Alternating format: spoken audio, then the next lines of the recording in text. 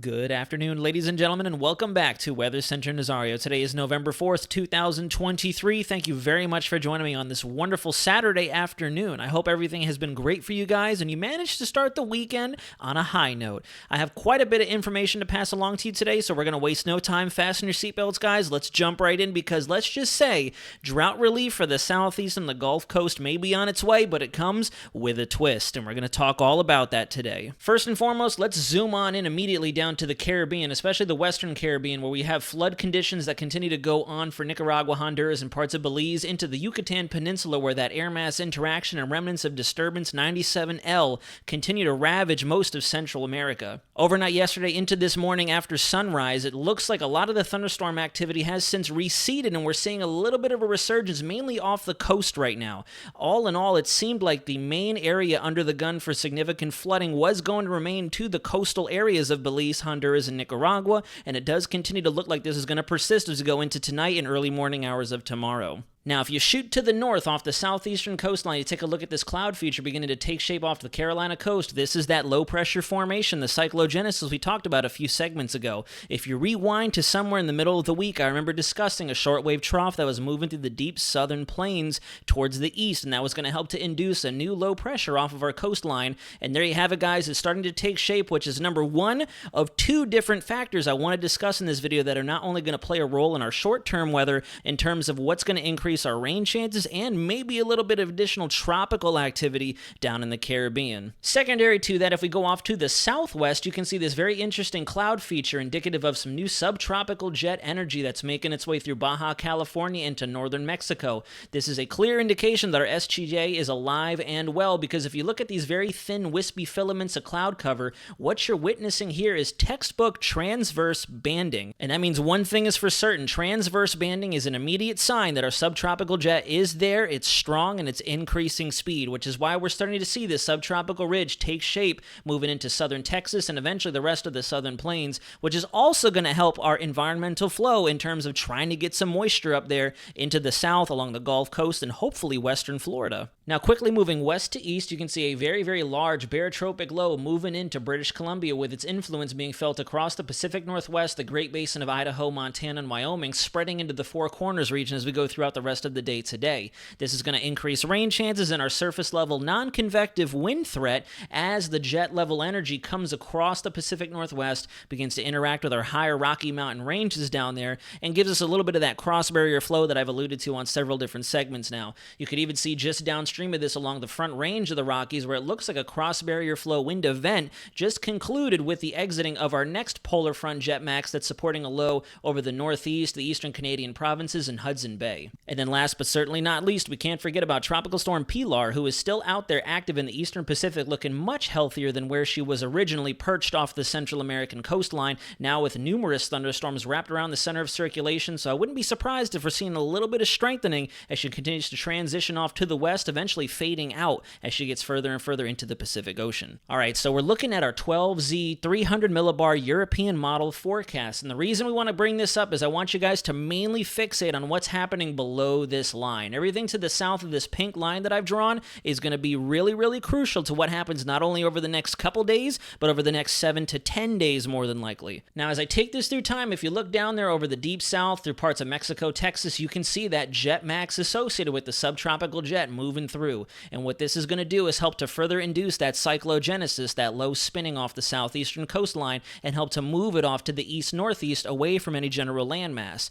As a result, high pressure that is still nestled in across the Great Lakes, the Midwest, parts of the Appalachians, the Mid-Atlantic states, is going to move a little bit further to the south. And the reason we're talking about this is not necessarily because of the weather associated with it, albeit we are going to see some wonderful conditions as we go into the next week, starting as early as tomorrow for us here in the southeast and the Mid-Atlantic coastline. But this is also going to set us up for what could try to exit out of the Caribbean and help really increase our rain chances for parts of Texas, spreading east through Louisiana, Mississippi, Alabama, and then hopefully likely making it to western Florida, where a lot of our drought-afflicted areas are. This is also going to set us up for what's to come next. If you go through the rest of the loop, you can see that we start to see more of that subtropical ridge really take shape over the south, and especially over the Gulf of Mexico.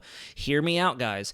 As that subtropical jet ridges to the north and we get a little bit more of a subtropical ridge, albeit maybe a little modified because of the amounts of polar air that we've had work its way down as far south as the Gulf of Mexico, northern periphery of the Caribbean Sea, we're still going to have a ridge of warmer air out there, and you could see it beginning to interact with our polar front jet for that matter. Here's a trough digging in through the Dakotas, parts of Montana and Wyoming, trying to move to the east, but then take a look at this large area of strong jet level winds, or what we call a shared energy region. You have the subtropical jet coming up out of the south and the polar front jet coming out of Canada, and we have this huge area of interaction between the two.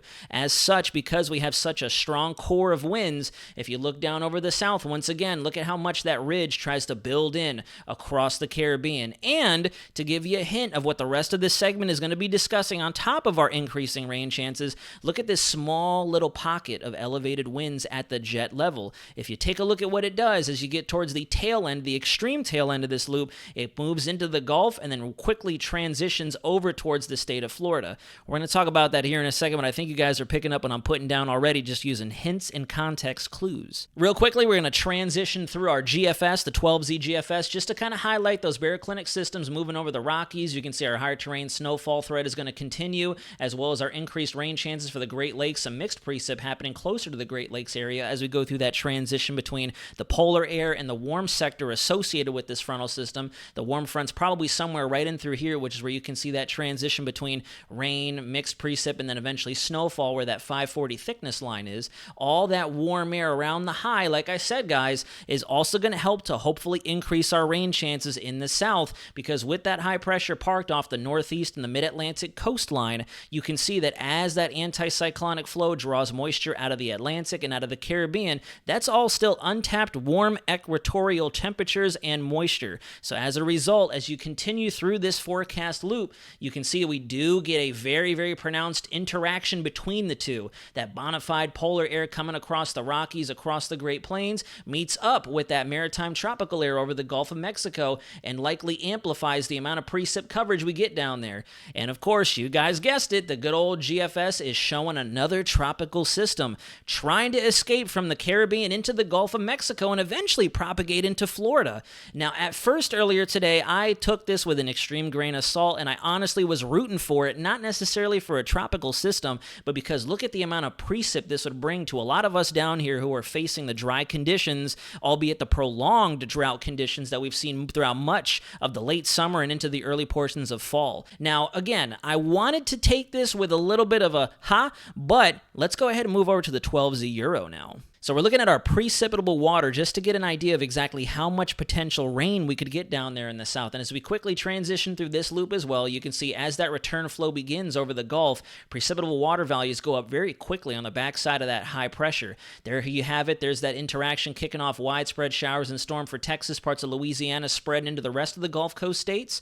And then watch as we go 144 hours and beyond. Look at the Euro model actually indicating the same thing as the GFS. So it looks like the chances of maybe getting some tropical moisture, if not maybe even an organized system out of the Caribbean, has started to go up now that the GFS and the Euro are singing the same tune. The GFS has been kind of hinting towards this over the last several days, doing all sorts of wonky things down there in the Caribbean, shooting a storm over Jamaica, Cuba, out into the Atlantic, shooting it back to the east towards Puerto Rico and the Lesser Antilles. So I took it with an extreme level of suspicion and a lot of doubt and disbelief, but our Euro ensembles have been on and off about something trying to form down there, and I'm not sounding the alarm on a full-fledged tropical cyclone, but it does look like we can have an area of tropical moisture at the very least come across the Yucatan and start moving into the Gulf and hopefully increasing our rain chances where we most need it. Now, to go into the tropical segment of this Weather Center segment, guys, we're going to look at our shear down there. And if you remember, when we were looking at 300 millibars on the Euro, you could see that that subtropical ridge was going to take much of our strongest upper-level winds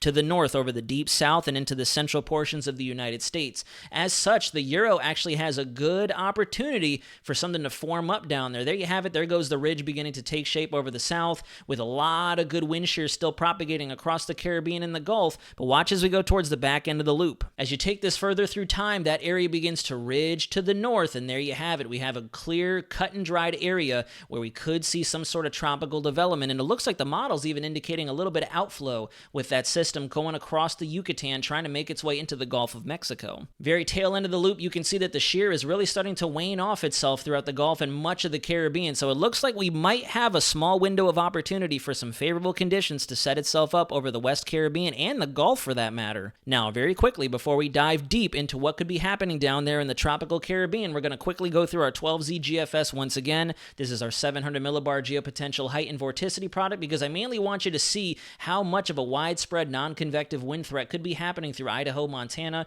moving all the way due south along the front range of the Rockies into parts of Arizona and New Mexico with the introduction of that very strong jet max created by the polar front jet. As we slowly take this loop through time, you could see large indications of lee side troughing across the Rockies, a little bit of lee side troughing over the Sierra Nevadas, so I wouldn't be surprised if the Reno area sees an increase in surface level winds as we go into early next week. You can also see indications near the Cascades of Washington and Oregon moving further to the east through Idaho and Montana, and then really good lee side troughing through the front range of Wyoming, Colorado, and New Mexico. So this is a textbook cross barrier flow wind event. We'll probably see some really good mixing or momentum transfer of the winds in the upper and mid levels of the atmosphere down along those terrain features down into the low levels where we can definitely feel them. Now guys, if we quickly glance at our quantitative precipitation forecast brought to us by the Weather Prediction Center, you can see over the next 7 to 10 days, we are anticipating across the board that we're going to see widespread rainfall for parts of Texas, Louisiana, hopefully moving further and further to the east through Mississippi, Alabama, and Georgia as that system propagates to the east and northeast, riding the subtropical and the polar front jet towards the mid-Atlantic region. It seems as if Florida might dodge this one, unfortunately. We're just going to have a little bit too much dry air down there to help support that continued stream of thunderstorm activity. So that's kind of why I'm rooting for whatever the models are thinking could come out of the Caribbean. I don't think it'll heavily organize. It is worth watching, but at the very least, it'll help bring us some much-needed rain. All right, here we go. So now we're looking down over the Caribbean. As I quickly take this through time, you can see that on November 11th, something I've echoed on this channel quite a bit, we're still anticipating, based on the GFS forecast, some cyclogenesis down there in the southern Caribbean, following a very similar track to what 97L was supposed to do, moving closer to Belize, Nicaragua, Honduras, dropping some unfortunate levels of rainfall as it does so, deepening down and then escaping into the Caribbean, punching through that frontal boundary that comes down initially, and then trying to surge to the east-northeast across the state of Florida with the next frontal boundary coming down. You can kind of see it in the isobars and the temperature gradient up and through this general area. Is this a possibility? Absolutely, especially since we see on the Euro as well, we are in agreement that the environment could become a little bit more favorable for something tropical to come out there. Do I think it's going to be a heavily organized system, something in the realm of a strong tropical storm or a low-end hurricane? That remains to be seen, guys. It doesn't really seem like it, but could we see a disturbance like 97L come on out and hopefully bring us some rain? I do think so. Now, this is where things start to get a little more interesting. These are our 12Z European depression ensembles, the probability ensembles, I should say, and as you track this through, we're still highlighting that same general source region in the deep southern Caribbean Sea, and you can see our probabilities have once again started to incrementally increase and track off in the same general direction as we saw in our operational model, with another round of increased probabilities as we get towards the very tail end of the loop, surging to that 45-50 percentile. You carry this over to our GFS ensembles, and you can see lots and lots of agreement down there in the Caribbean that something's going to try to sneak out of there in that same general direction, eventually trying to move to the north, whether it be towards Florida or towards the Cayman Islands, Cuba, and then over the Bahamas. We're seeing the same thing on the European ensembles as well. You saw it on the probability charts. So honestly, I would definitely say this area is definitely worth investigating as we go over the next week. Again, it looks like cyclogenesis, or at least an area of thunderstorm activity, could plop itself down there across the southern Caribbean around November 10th to the 11th. And if it does try to organize,